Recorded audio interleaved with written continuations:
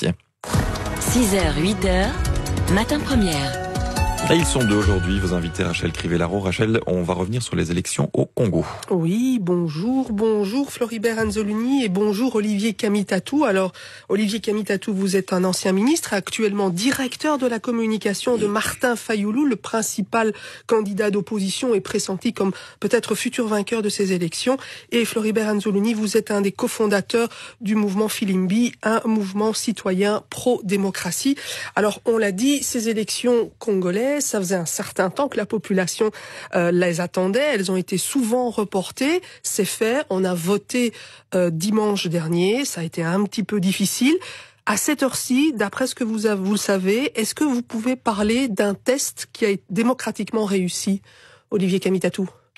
D'abord, il faut féliciter le peuple congolais parce que c'est pas un cadeau qui lui a été donné. Il a arraché ces élections de haute lutte et c'est vrai qu'au début de cette année, il faut lui souhaiter les meilleurs vœux, tout comme je vous les souhaite également. Non, c'était arraché de très haute lutte. Il a fallu beaucoup de martyrs, du sang versé, des milliers de personnes assassinées, mortes, pour arriver à ces élections. Le peuple les a voulues. Ces élections ont été organisées dans un immense chaos, lui aussi délibérément, sciemment préparé planifié et exécuté par le régime, parce que le régime a senti que, on lui indiquait la porte de sortie, que le peuple n'en voulait pas. Mais il faut féliciter ce peuple parce qu'il est resté mobilisé et il a voté massivement dimanche dernier, parce que c'était une véritable aspiration au changement et à la rupture. Floribert Anzolini, on a entendu, il y a eu beaucoup de couacs pendant ce scrutin. Malheureusement, on doit même déplorer des morts. Est-ce qu'on peut dire quand même que ce test est, d'un point de vue démocratique, réussi, sachant que c'est le gouvernement qui a tenu à organiser ces élections et qu'elles se sont déroulées loin des observateurs de l'ONU et de l'Union européenne? Je commence également par rendre hommage à la population congolaise, à nos compatriotes qui a été très digne, cette population, le 30 décembre dernier. Et en une phrase, je dirais que nous avons assisté malheureusement à un chaos électoral. Tout a été mis en place avant, pendant et maintenant après pour que ces élections ne soient pas démocratiques. Mais malgré cela, nous avons assisté à une importante mobilisation, une détermination extraordinaire. Malgré la pluie, malgré les contraintes, cette population a voté et elle a voté pour le changement, ça il n'y a aucun doute là-dessus. Donc c'est une avancée à ce niveau-là. Maintenant, il y a un hold-up électoral en cours que nous devons combattre. Ça veut dire qu'à cette heure-ci, vous ne voulez pas reconnaître l'éventuel résultat de ces élections. Normalement, on attend les résultats officiels le 6 janvier. À ce stade-ci, on peut déjà parler d'un non-respect, que vous n'allez pas respecter les urnes parce que de toute façon, c'est truqué. Écoutez, je m'adresse aux auditeurs belges. Quelle est la première question à laquelle on répond quand on est un pouvoir organisateur le jour même des élections? C'est le taux de participation. On le connaît à mi-journée et on le confirme le soir. Aujourd'hui, nous sommes dans une immense organisation mafieuse, une boîte noire qui essaye par tous les moyens de faire gagner quelqu'un qui a totalement perdu, échoué, qui était effectivement, dont on peut annoncer déjà aujourd'hui la défaite. Le pouvoir est totalement défait et le pouvoir veut sortir des résultats qui n'iront pas dans la vérité des urnes. Et il cache ce secret absolu pour lui, c'est le taux de participation. On sait que avec ces machines à voter, et on connaît ici le résultat des machines à voter, dans plusieurs communes ici il y a récemment, ces machines à voter qui n'ont pas fonctionné, une population qui n'a pas obtenu les listes des électeurs, qui est restée patiemment à attendre les listes des électeurs, des témoins qui ont été chassés des bureaux de vote, des observateurs qui n'ont pas pu entrer, Internet qui vient d'être coupé, des journalistes qui viennent d'être expulsés, des ambassadeurs expulsés, tout ça parce qu'on veut organiser, effectivement, comme a dit Floribert, un hold-up à huis clos, et on connaît celui qui veut faire le fric-frac. Donc, manifestement, ils ont perdu, et aujourd'hui, nous nous battons pour la vérité des urnes. C'est ça notre grand combat qui commence dès aujourd'hui. Floribert Anzolini, ça veut dire qu'il faut s'inquiéter. Alors, on risque de nouvelles violences, vu la situation actuelle? Oui, malheureusement, nous le disons depuis maintenant plus de 3 ans, l'inévitable va bientôt se produire. Le véritable problème aujourd'hui, c'est que M. Kabila n'a jamais accepté de quitter le pouvoir. Ça, c'est le point central.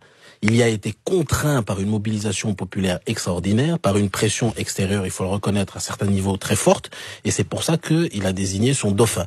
Mais malheureusement, il a torpillé complètement le processus électoral, avant, pendant et après, comme je le dis. Aujourd'hui, nous vivons un coup d'État, une tentative de coup d'État électoral, et donc très clairement, nous allons aller vers un affrontement, il faut le dire, entre cette population et le régime, cette minorité de personnes qui continuent. Et Martin Fayulu, donc on le disait, principal candidat de l'opposition, que certains disent déjà vainqueur de ce scrutin, a déjà annoncé la couleur. Est-ce que c'est pas un peu mettre de l'huile sur le feu aussi, parce que lui aussi finalement il s'avance avant même d'avoir les résultats définitifs? Mais la fraude étant connue, je pense qu'il est important pour lui, pour monsieur Fayulu, d'anticiper la mobilisation, parce que nous savons très bien malheureusement que il n'y a que ce rapport de force qui va à un moment donné être inversé et poussé par la population congolaise, qui permettra de faire respecter, comme l'a dit monsieur Kamitatou, la vérité des urnes. Effectivement, le combat aujourd'hui c'est celui-là.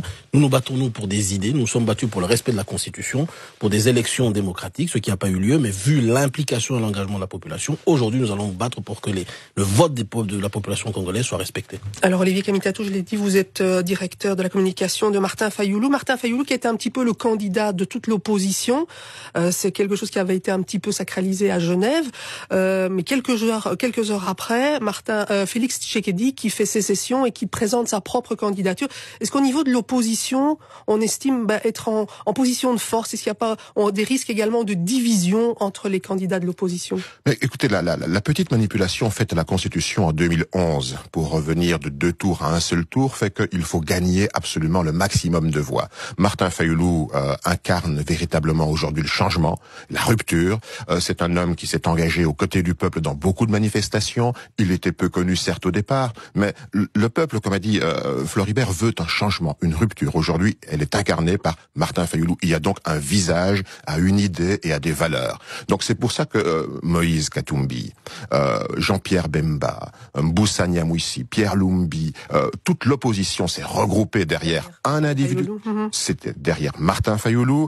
Maintenant, je pense que Félix Tshisekedi n'a pas compris cet élan vers la rupture qui devait être incarnée par un visage. La rupture aujourd'hui, elle a un visage, c'est Martin Fayulu. Toutes les remontées de terrain après une campagne où Martin Fayulu a été bloqué, où il y a eu des morts, où on a tout fait pour l'empêcher de sillonner le pays. Malgré cela, eh bien, la population s'est mobilisée. Et quand on voit les premières remontées de terrain dans tous les bureaux de vote, c'est Martin Fayulu qui massivement a été élu. Et ce qu'on peut dire, c'est que partout, Félix Tshisekedi a eu des voix importantes dans ses fiefs électoraux, le Kasaï, et peut-être un peu avec son allié Vital Kamerhe. Mais partout dans le pays, c'est le nom de Martin Fayulu qui est en tête. Et aujourd'hui, comme a dit Floribert, comme a dit Monseigneur Mosengo, ce qu'on veut, c'est des résultats qui correspondent à la justice, à la vérité. Monseigneur Ambongo vient de le rappeler, nous n'aurons la paix au pays que si les résultats publiés correspondent à la vérité des urnes. Floribert Anzoloni, un petit regret quand même, cette petite sécession entre les candidats de l'opposition. Vous avez parfois des mots assez durs par rapport à ces candidats, vous les avez traités parfois de personnalités versatiles. Est-ce que vous pensez que quelque part, eh bien, ils travaillent à leur propre perte en se divisant comme ça? Une partie, malheureusement, il faut le dire, une partie de cette opposition, nous l'avons vu après les accords de la CENCO, les accords de la Saint-Sylvestre, les accords de l'Union africaine, et aujourd'hui, malheureusement, une partie d'entre elles travaille principalement pour ses intérêts. Nous avons eu beaucoup d'espoir lorsque tous étaient réunis. Nous avons eu une forte déception lorsqu'une partie d'entre eux s'est désolidarisé, mais aujourd'hui, encore une fois, je vous le dis, c'est le peuple congolais qui s'est exprimé et qui a montré dans quelle direction ce peuple-là voulait aller. C'est la direction du changement. Il est clair qu'aujourd'hui, c'est le changement qui remporte la victoire. Alors, on l'a dit, ce sont des élections très importantes au niveau de la transition démocratique. Ça ouvre aussi beaucoup de chantiers, beaucoup d'aspirations, notamment sur le plan économique. On l'a dit, le Congo, c'est un pays de 70 millions d'habitants, avec un revenu moyen de $2 par jour par habitant. C'est des enjeux qui sont phénoménaux. Joseph Kabila a dit dans une interview que sous sa présidence, il pouvait se targuer de plus ou moins 3% de croissance économique, un rêve même en Europe. Est-ce qu'il y a la possibilité pour les successeurs, est-ce que c'est vrai, et est-ce que les successeurs pourront se targuer d'un tel résultat? Il nous faut d'abord, il faut battre en brèche. Le bilan de Joseph Kabila, c'est aussi sa sanction. Et c'est ce que le pouvoir aujourd'hui subit, un revers partout, parce que c'est un échec monumental. Qu'est-ce à dire? C'est qu'il y a eu une forte croissance qui a reposé simplement sur un seul secteur, les mines. Et cette croissance a été confisquée par un tout petit clan de prédateurs, le clan familial et la clique autour de Joseph Kabila. Donc le peuple congolais est resté le spectateur et la victime d'une grande opération de prédation. Il y a eu une très forte croissance. Ce que nous voulons, c'est que les fruits de cette croissance soient mieux partagés, mieux équilibrés. C'est créer de millions d'emplois.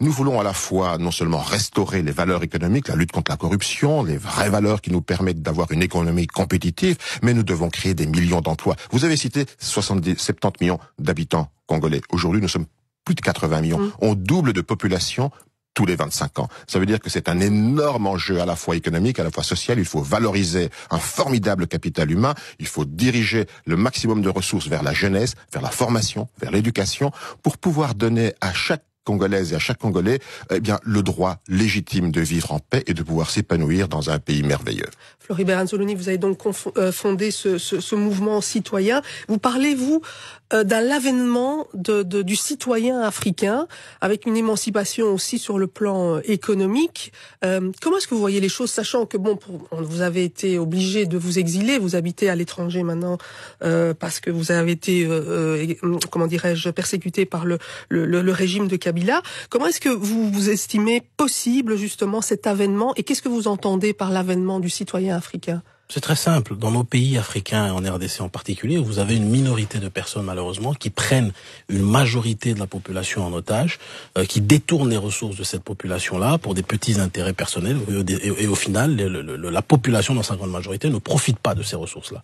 Le seul moyen pour nous d'y remédier, c'est de faire en sorte que la grande majorité de la population s'engage dans ce processus de contrôle, de mise en œuvre, d'élaboration des propositions politiques, des politiques publiques, comprennent les enjeux. C'est extrêmement important, mais s'engagent également. Mais comment est-ce que la population peut vous faire confiance? Parce qu'on pourrait vous taxer d'être un petit peu spectateur. Vous êtes à l'étranger, de faire peut-être, vous avez parfois aussi une image, vous avez travaillé dans la banque, avec une image peut-être parfois un peu déconnectée des réalités des Congolais. Ça va au-delà de l'individu, Floribert Anzoluni. Carbone Béni, qui coordonne le mouvement localement, a passé 12 mois en prison avec 3 autres de nos collègues militants, simplement pour avoir sensibilisé. Donc ça va au-delà de ma personnalité, de ma personne. J'apporte ce que je peux apporter, mais je peux vous assurer que la jeunesse congolaise, les Congolais de manière générale, sont mobilisés.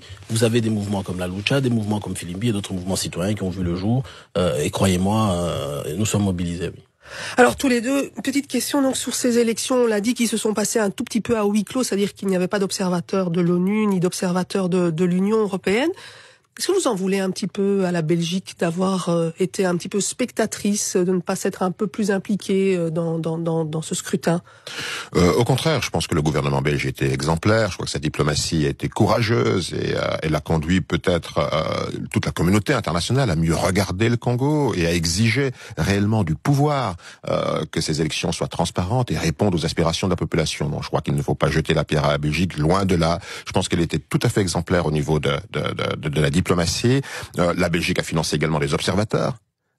Et c'est pour ça qu'elle veille également étroitement à la commission Justice et Paix, qui a déployé plus de 40 000 observateurs avec de l'argent du contribuable belge. Donc il faut que ces rapports des observateurs puissent être transmis, et c'est pour ça que elle s'insurge comme tout le monde contre cette espèce de blackout total en coupant Internet, les communications, les SMS. On veut empêcher d'avoir une lecture transparente de la situation électorale au pays. Ça veut dire qu'à cette heure-ci, vous appelez tous les deux quand même au calme et attendre les résultats officiels. Vous n'allez pas, parce qu'il y a eu un engagement, on a demandé aux candidats de l'opposition de s'engager à ne pas favoriser de violences post-électorales. Qu'est-ce que vous... La violence ne viendra très clairement pas du côté de la population, de notre côté, c'est clair. Ceux qui sont armés aujourd'hui et qui tuent, abattent les populations, c'est le gouvernement en place, c'est M. Kabila et son régime. Donc nous appelons non pas au calme, nous appelons à la mobilisation. Nous préparons la population au passeport, qu'elle se mobilise pacifiquement dans les jours à venir. Donc oui, nous allons nous mobiliser pacifiquement et barrer la route à ce qui est en train de se faire, clairement. Merci messieurs d'avoir été avec nous. Floribert Anzoluni, cofondateur du mouvement citoyen Filimbi, et Olivier Kamitatou, ancien ministre et porte-parole de l'opposition. Vous étiez interrogé par Rachel Crivellaro. Belle matinée, 7h59, matin première, place